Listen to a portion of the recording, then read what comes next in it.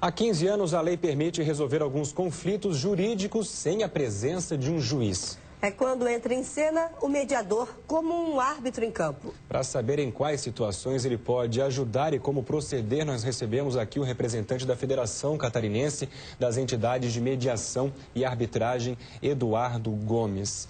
Muito bom dia, obrigado pela presença. Em 15 anos, de que maneira esse processo evoluiu em Santa Catarina? A importância desse papel também.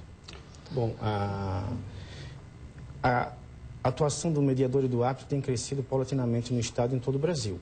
Surgiram diversas entidades especializadas em resolução de conflitos, inclusive temos aqui em Florianópolis algumas delas, e a utilização desses meios tem se disseminado, principalmente agora com os cursos de Direito, de Administração, que têm lecionado essas disciplinas nos seus cursos.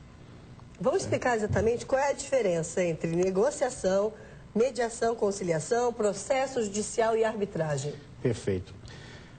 Partes em conflito. Sempre, quando tivermos partes em conflito, geralmente nós temos que essas partes deixaram de conversar.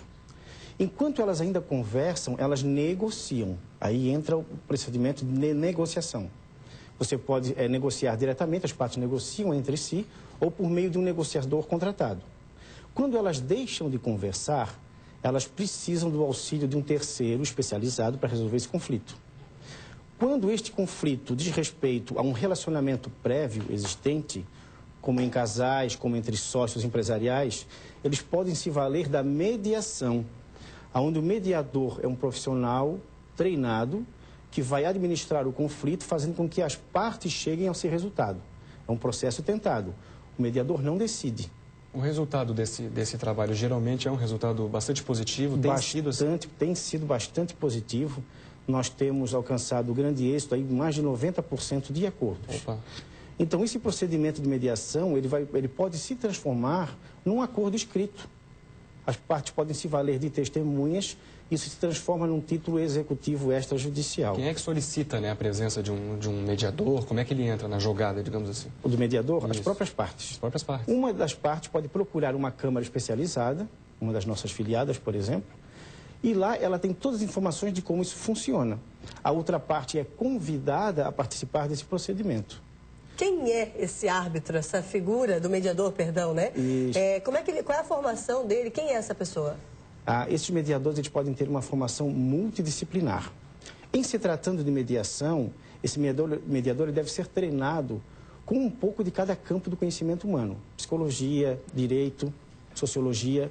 Então, ele vai trabalhar essa conversa de forma com que as partes exponham as suas pendências, as suas angústias, e fazendo com que elas caminhem para um futuro acordo.